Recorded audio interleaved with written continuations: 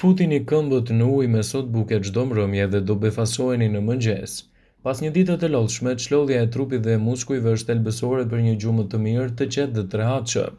Por disa metoda natyrale të cilat mund të shndrojnë edhe zakonet në të mira, në të cilat ndihmojnë të ndjeheni më mirë dhe të çlodhur në fund të ditës.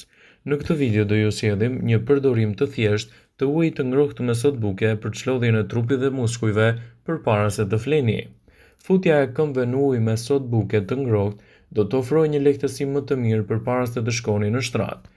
Do të ngadalësojë gjithashtu lodhjen, do të çlodhë trupin, muskujt dhe do të ngrohtë të gjithë muskujt e këmbëve. Në fund të ditës, lodhja më e madhe do të ketë kaluar, pasi mund të lehtësoni gjithashtu edhe ngërçet e mëdha.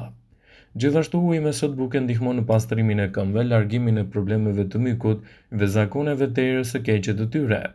Uji me sodë buke do të çlodhë edhe trupin, madje çdo mbrëmje mund ta përdorni edhe për të larë trupin.